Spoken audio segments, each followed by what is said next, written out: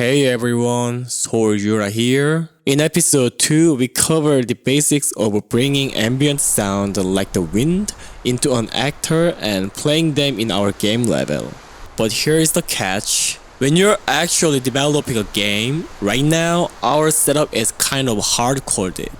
We literally baked a single wind sound file into our MetaSound machine. But imagine you are building a massive open world game. Are you going to create a new MetaSound every time you need more sounds?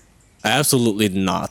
Today, we are going to build just one master MetaSound graph as our skeleton. Then, we'll learn how to seamlessly swap out the sound files on the fly from the outside using Blueprint. Let's just dive right in. Double-click to open the MetaSound we created last time. Before we get into the heavy lifting, let us go over a crucial bit of audio knowledge. Environmental sounds are usually formatted in stereo. If mono is like a single speaker blasting sound straight at you, stereo uses both speakers to create a sense of space that wraps around you. So how do we switch to stereo? Super easy. Click the MetaSound tab at the top and scroll down. You will see an option called Output Format. Just flip that from mono to stereo. Now, look what just happened. The old mono output pin vanished and we now have two pins, our left and our right. Pay close attention here. That old wave player mono node did not automatically turn to the stereo node. It is still sitting there in your graph. If you try to split the wire from this mono node into both the left and right outputs, you will not get true spatial stereo. You'll get just the exact same sound blasting loudly into both ears, what we called dual mono. Delete the wave player mono node. Right-click on the empty space, search for wave player stereo, and bring that new one in. It has got out left and out right pins. Just click and drag those into our new out left and out right pins onto MetaSound output. By doing this, the sound is safely and spatially delivered to both of your speakers. To avoid confusion later, let's rename this to MSS, Amp, Loop, 2D, Stereo. Now, it is time for some real engine magic. First thing first, we are not going to put the wave asset into wave player anymore. Why? Think of this MetaSound graph we built as an LP record player or the turntable. And all the wave files we have are the vinyl records. Hard coding the sound file into the player node like we did before is like super gluing a specific vinyl records onto your turntable. You are stuck listening to that one song forever. Instead, we are gonna set up an empty turntable needle right next to the player. This allows us to slap whatever record we want onto it whenever we want from the outside. Look at the panel on the left. You will see the tab called Input. An input in MetaSound is essentially a gateway that allows the MetaSound to receive signals or audio data from the outside world, like Blueprint. We need this gateway to swap our records. So, click the plus button next to Inputs to create one. Let us name it In Ambient Sound. Now, the crucial part, the type. Change the type in the Details panel to Wave Asset. This tells the engine, hey, this gateway is built specifically to receive audio files. Next, drag this newly created input into your graph and plug it right into that empty wave asset pin on the wave player node. We have just set up our turntable player named In Ambient Sound. Now, whatever song we throw at it from the outside will travel down this wire and play perfectly. Let us head outside and write some orders using blueprints. Open up the actor we created in episode 2.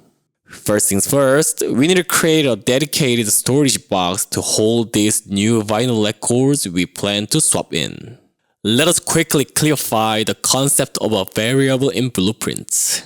A variable is basically a storage box that safely holds specific information or data while the game is running.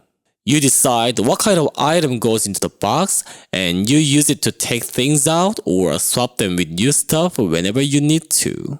Let us make that box. Click the plus button next to the variables on the left panel. We will call it ambient sound. Next, you have to click variable type. This is where we tell the box what kind of stuff it is allowed to hold. Search for sound wave. You will see a blue circle icon that says Object Reference. You must select this one. Now, we need to give the blueprint a set command. Just like setting your morning alarm, we are commanding the machine from now on absolutely use this sound. Right-click, search for set wave parameter. Before we connect the execution wire, let us check 3 critical settings on this set wave parameter node. Target means who are we giving the order to. Your audio component should be connected via the blue wire. It means give the order to that specific audio machine. In name, which turntable are we putting the record on? Remember the input name we made back in the MetaSound? It was in ambient sound. You have to type this exactly as it is. Case sensitive, no typos. I highly recommend just copying and pasting the name directly from the MetaSound. In wave means what sound are we actually playing? Drag the ambient sound variable we just made and connect it as a get. This completes the command, take the sound inside this blue box and put it on that turntable. Now, we need to connect the white execution wire to tell it when to do this. The order is extremely important. Just use your common sense for a second.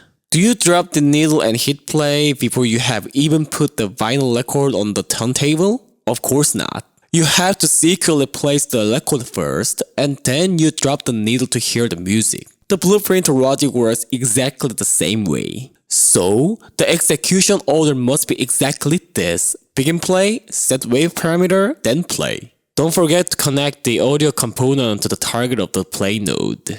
One more tip, click on the audio component, look at the details panel on the right. You'll see an option called Auto Activate is turned on by default. If you leave this on, the machine will rudely turn itself on and play the old sound the second the game starts, before our blueprint even has a chance to give its orders. So, be smart and uncheck that Auto Activate box. This is the grand finale. This one incredible feature is why we went through all this trouble. Look next to the name of the ambient sound variable we created. You'll see an icon of the closed eye. Click in to open the eye, making it Instance Editable. Next, hit the compile button to save it and head back out to the main viewport. Click on the blueprint actor we placed in the level. Look over at the detail panels on the right. There is the ambient sound slot we just opened the eye for. You are done.